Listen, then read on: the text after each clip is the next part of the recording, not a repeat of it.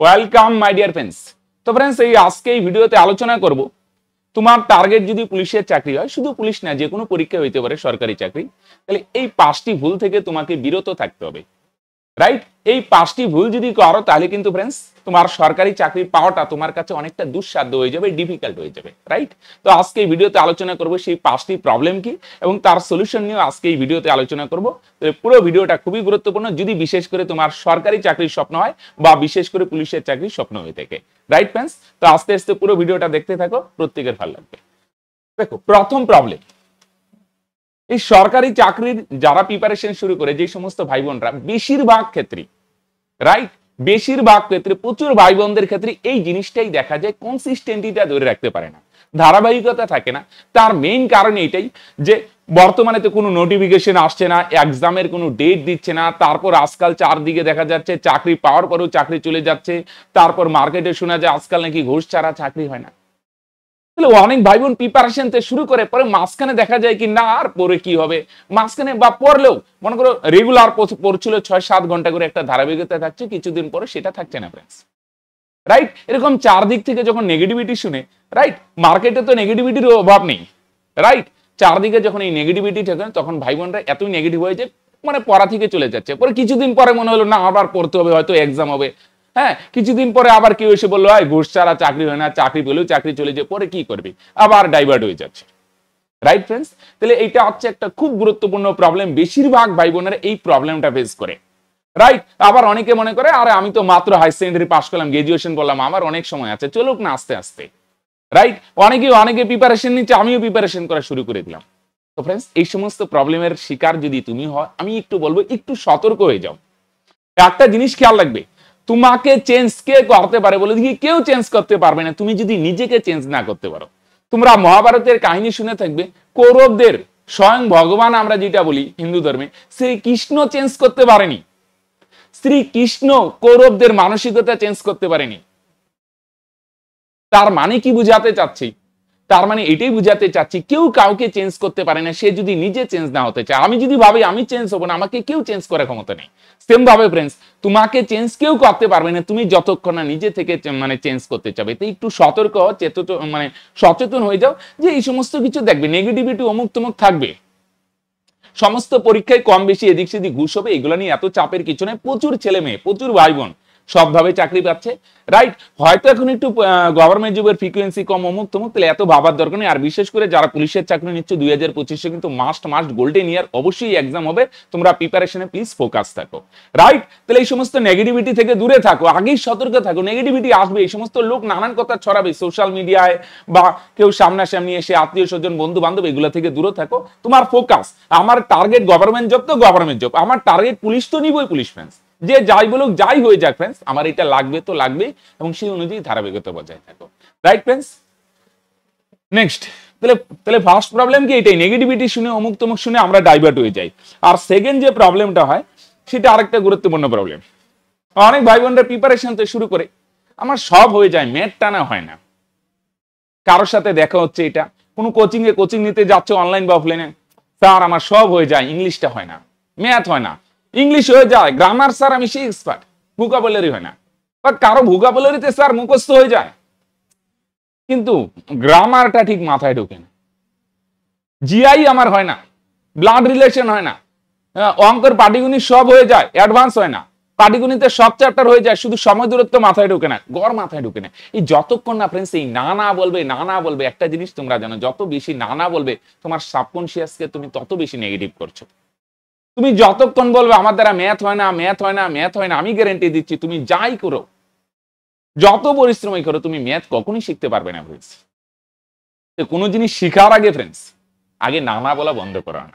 Math হয় না কি হচ্ছে তাতে, ম্যাথ যদি না হয় ফ্রেন্ডস কি আছে তাতে, কিছু না কিছু তো পারো। একটা জিনিস খেয়াল রাখবে, সমস্ত কিছু শূন্য থেকেই শুরু হয় ফ্রেন্ডস। তুমি তো আশা করি শূন্য চেয়ে কিছু না কিছু বেটার জায়গায় আছো, কিছু না কিছু তো পারো। রাইট, যোগ বিয়োগ পারো, গুণ ভাগ পারো, কিছু না কিছু তো পারো, শতকরা কিছু বেসিক পারো, তাহলে এখনো তুমি জিরো না, জিরোর চেয়ে অনেকটা বেটার আছো। রাইট, তাহলে নিজের উপর কনফিডেন্স রাখো, প্রিপারেশন নাও, সে ম্যাথ হোক ইংলিশ হোক যাই হোক না কেন ফ্রেন্ডস, সমস্ত কিছু জিরো থেকে শুরু হয়। আর আমার দৃঢ় বিশ্বাস তুমি জিরোতে না, জিরোর চেয়ে কিছুটা বেটার জায়গাতেই আছো। আর একটু ভালো গাইডলাইন নিয়ে ভালো কিছু একটা স্ট্র্যাটেজি নিয়ে ভালোভাবে প্রিপারেশন শুরু করে যে কোনো জিনিস হয়ে যাবে। তাহলে ফার্স্ট কাজ না না বলা বন্ধ করো প্লিজ। রাইট? 3 নম্বর, এই আরেকটা জিনিস, এটা হচ্ছে আমরা এরকম নেগেটিভিটি অনেকেই হচ্ছে প্রিপারেশনে ঠিকঠাক নাই, কারো কথা হয়তো ডাইভার্ট হয় না, না না বলে না, ম্যাথ হয়ে যায়, ইংলিশ হয়ে যায়, সব হয়ে যায়, কিন্তু প্রবলেম স্যার আমি পরীক্ষা হলে সব ভুলে যাই। ভাই পরীক্ষা হলে একটা জিনিস খেয়াল রাখবে, যত ভাই বোনই হোক সবাই পরীক্ষা হলে কম বেশি নার্ভাস হয়। রাইট? কম বেশি নার্ভাস হয়, বিশেষ করে পরীক্ষা শুরু আগে কি বা হয় অমুক তমুক একটু নার্ভাসনেস বা পরীক্ষা শুরু হলেও কিছুটা কাজ করে ফেন্স। এটা সবার ক্ষেত্রে কাজ করে, কি এর কম কারো বেশি। রাইট? এটা বাস্তব ফ্যাক্ট। এবার তুমি যদি বারবার বলো আমি তো সব পরীক্ষা হলে ভুলে যাই, আগের বার ভুলে গেছি, এবার তুমি এটা বারবার বলছো, এই যে সেম প্রবলেম সাবকনশিয়াসে। তুমি যতবার বলবো আমি এক্সাম হলে ভুলে যাই, এক্সাম হলে এটা যদি বারবার বলে, তুমি সামনে নেক্সট যে এক্সাম দিবে সামনে 100% গ্যারান্টি দিচ্ছি সেই এক্সামও তুমি সব ভুলে যাবে, পারা জিনিসগুলো ভুলে যাবে, হয়তো বা রোল নাম্বার লিখতে ভুল করে দিচ্ছ। রাইট? তাহলে ফ্রেন্ডস এরকম না বলে এক্সাম হলে ভুলে যায়, তাহলে এটা কি করবে ফ্রেন্ডস, তুমি নেগেটিভটারে পজিটিভ করো। লোকের সামনে বন্ধু বান্ধব আত্মীয় স্বজন যে আমার সব প্রিপারেশন আছে, অনেকেই দেখবে এটা বলে গর্ব করে বলে আমি সব পারি কিন্তু পরীক্ষা হলে ভুলে যাই। এগুলো গর্ব করে বলার কিছু নাই, কোনোভাবেই বলার কিছু নাই, কারোর সামনে বলারই দরকার নেই। তুমি মনে মনে বলো যে আমি পুরো কনফিডেন্সের সাথে পরীক্ষা দিই, আর আমি যা পড়ি পরীক্ষা হলে তাই ডেলিভারি করতে পারি। এগুলো বারবার বলো, তাহলে তোমার সাবকনশিয়াসে যে নেগেটিভ প্রোগ্রামিং তৈরি হয়েছে না, সেটা আস্তে আস্তে পজিটিভ হবে। রাইট? তাহলে নেগেটিভ না বলে উল্টো পজিটিভটা বলো। Clear friends? তাহলে আস্তে আস্তে দেখবে তুমি পরীক্ষা হলে কনফিডেন্ট, আর পরীক্ষা হলে একটু কম বেশি চাপ হবেই। রাইট? একটু হাত কাঁপবে প্রথম, হ্যাঁ কারো একটু ঘাম বেরিয়ে যায়, অমুক তমুক, এগুলো নর্মাল, ন্যাচারাল, অ্যাবসলিউটলি নর্মাল, চাপের কিছু নেই। একটু নার্ভাস টেনশন হবেই পরীক্ষা হলে, তাই না ফ্রেন্ডস? আমরা মানুষ, এগুলো একটু হবেই, এটা স্বাভাবিক, ন্যাচারাল, অ্যাবসলিউটলি নর্মাল। এগুলো চাপের কিছু নেই যে আমার ভয় লাগছে কেন, হাত কাঁপছে কেন, নার্ভাসনেস লাগছে কেন, হার্টবিট বেড়ে যাচ্ছে কেন, এটা শুধু তোমার না সবার হয় friends. This is absolutely normal, তো এটা নিয়ে এত চাপের কিছু নাই। ওকে, চলো তো এগুলো পজিটিভ বলতে থাকো, দেখবে আস্তে আস্তে এইসব হবে। নেক্সট, হ্যাঁ 4 নম্বরে যেটা, সেটা আরেকটা প্রবলেম, আমি তো পড়ছি পারি, কিন্তু লাখ লাখ ক্যান্ডিডেট এক্সাম দিবে, আমার চেয়ে এত ভালো স্টুডেন্ট আছে, আমি কি এদের সঙ্গে পারবো? রাইট? এবার গ্রুপ সি গ্রুপ ডি যদি এক্সাম হয়, লাস্ট যে এক্সাম হয়েছে প্রায় 18-20 লাখ এক্সাম দিয়েছিল, এক্সাক্ট আমার ফিগারটা মনে নেই, তো 17-18 লাখ, 18 থেকে 19 লাখ পরীক্ষা দিচ্ছে। এবার গ্রুপ সি গ্রুপ ডির যদি এক্সাম হয়, মিনিমাম ডাবল তো আমার দৃশ্যে বিশ্বাস হয়ে যাবে, ডাবল না হলে 30 লাখ তো হবেই। তো এটা গ্রুপ সি গ্রুপ ডি না, সমস্ত এক্সামে, যে কোনো এক্সামে ফ্রেন্ডস লাখ লাখ ক্যান্ডিডেট দিবে। তো ফ্রেন্ডস একটা জিনিস খেয়াল রাখবে, লাখ লাখ ক্যান্ডিডেটটা না, এটা ফাফা বেলুনের মতো। বুঝা গেল? বেলুন মানে দেখছো তো, দেখতে তো অনেক বড় হয়, ভিতরে কিছু থাকে না। সেম ভাবে ওই যে লাখ লাখ ক্যান্ডিডেট না, 30 লাখ 35 লাখ 40 লাখ, এটা শুধু দেখতেই বড় লাগে, অ্যাকচুয়ালি ফাফা বেলুনের মতো, ভিতরে কিছু থাকে না, খুব নগণ্য 1% স্টুডেন্টও এই লাখ লাখ ক্যান্ডিডেটের মধ্যে, আমি গ্যারান্টি দিচ্ছি 1% স্টুডেন্ট সিরিয়াস না। এবার তোমরা বলবে না স্যার এখন সবাই কোচিং নেয়। ফ্রেন্ডস কোচিং অনলাইন লেখ অফলাইন লেখ যাই নেক, ফ্রেন্ডস কোচিং নেওয়াটা বড় কথা না। আমি কোচিং নিচ্ছি, আমি যদি বাড়িতে স্টাডি না করি সেই কোচিং এর কোনো ভ্যালু আছে? রাইট? তুমি মনে করো আমার কাছে পড়ো, গণিত চর্চায় পড়ো, আমরা করাচ্ছি, সমস্ত কিছু করাচ্ছি, এবার তুমি যদি সেগুলো প্র্যাকটিস না করো, রেডি না করো, তাহলে সেই লাভ কি আছে ফ্রেন্ডস? তোমার লেভেল তো জিরো লেভেলই থাকবে, হ্যাঁ কি না? তাহলে 1% স্টুডেন্টও সিরিয়াসলি পড়ে যারা অ্যাপ্লাই করে। ফ্রেন্ডস এই অ্যাপ্লাই করে দিলাম, কোচিং তো অমুক তমুক নিচ্ছি, কিন্তু বাড়িতে পড়ছে না, সিরিয়াসলি 1%ও করে না, তো এই ডাটা দিকে ভয় পাবে না ফ্রেন্ডস। রাইট? আরেকটা জিনিস বলবো, তো আমি বাইরের ফিগার নিয়ে এত টেনশন করে, এক্সটার্নাল ম্যাটার নিয়ে চাপ নাই, তুমি ইন্টারনাল নিজেকে নিয়ে ফোকাস করো, নিজেকে ডেভেলপ করো। কত লাখ ক্যান্ডিডেট, কত কি অমুক তমুক, এগুলো ভাবার দরকার কি? তোমার কয়টা ভ্যাকেন্সি দরকার? তোমার একটা সিট দরকার নাকি? তোমার কি 1000 সিট দরকার, 2000 সিট দরকার? তোমার কয়টা সিট দরকার? একটা। এখানে একের বেশি ভ্যাকেন্সি আছে, বাস, আর ভাবার কিছু নাই। তোমার একটা সিট তো আছে ফ্রেন্ডস, কে সায়েন্সের স্টুডেন্ট, কে মহাভারত জয় করে আসছে, অমুক করে আসছে, কে মাউন্ট এভারেস্ট জয় করে আসছে, এগুলো ভাইবে লাভ নেই ফ্রেন্ডস। কে ফিজিক্সের স্টুডেন্ট, কে কেমিস্ট্রির গোল্ড মেডালিস্ট, কে কি হয় হইতে থাক, তোমার জব দরকার, তোমার একটা ভ্যাকেন্সি দরকার, একটার বেশি ভ্যাকেন্সি আছে, তাহলে এত কিছু চাপের কিছু নাই। বাইরের পৃথিবী নিয়ে তোমাকে ভাবতে হবে না। রাইট? বাইরের জগৎ নিয়ে ভাবার জন্য প্রাইম মিনিস্টার আছে, চিফ মিনিস্টার আছে, প্রশাসন আছে, ওরা ভাববে। সমগ্র পৃথিবীর দায়িত্ব, দেশের দায়িত্ব, রাজ্যের দায়িত্ব তোমাকে কেউ দেয় না, তুমি তোমার নিজের দায়িত্বটা নাও ফ্রেন্ডস। রাইট? তোমার একটা সিট দরকার, আর একটা সিট পাওয়ার ক্যাপাসিটি 100% আমি গ্যারান্টি দিচ্ছি তুমি পারবে, শুধু তুমি নিজেকে ইউটিলাইজ করো, বাইরের ব্যাপার নিয়ে ভাববে না। বাইরের ব্যাপার নিয়ে ভাববে শুধু নিজেকে নেগেটিভই করবে ফ্রেন্ডস, পজিটিভ কিছু করতে পারবে না। Right friends. নেক্সট আরেকটা জিনিস, এই জিনিসটা অনেকে ভাবে এটা বোধহয় তার একটা রোগ, স্যার আমি জিকে পড়ি ভুলে যাই, অঙ্ক করি স্যার কিন্তু শতকরা লাভ ক্ষতি সরল সুদ কয়েকটা চ্যাপ্টার হলে আগের চ্যাপ্টার গুলো ভুলে যাই। অনেকে এমন ভাবে সেটা মনে হচ্ছে কোনো রোগ। একটা জিনিস, এই ভুলটা অনেকেই করে যে আমি তো ভুলে যাচ্ছি, অঙ্ক ভুলে যাচ্ছি, ইংলিশ অনেকদিন আগে সিনোনিম পড়ছিলাম মনে পড়ছে না, গ্রামার রুল গুলো ভুলে যাচ্ছি। এগুলো অ্যাবসলিউটলি নর্মাল। প্রত্যেক ভাই বোন বুঝে যারা চাকরি পায়, ইউপিএসসি পায়, সিজিএল পায়, ডব্লিউবিসিএস পায় বা যে কোনো এক্সামের চাকরি পায়, তারা কি ভুলে না? 100% ভুলে, সবাই ভুলে ফ্রেন্ডস। ভুলাটা অ্যাবসলিউটলি নর্মাল,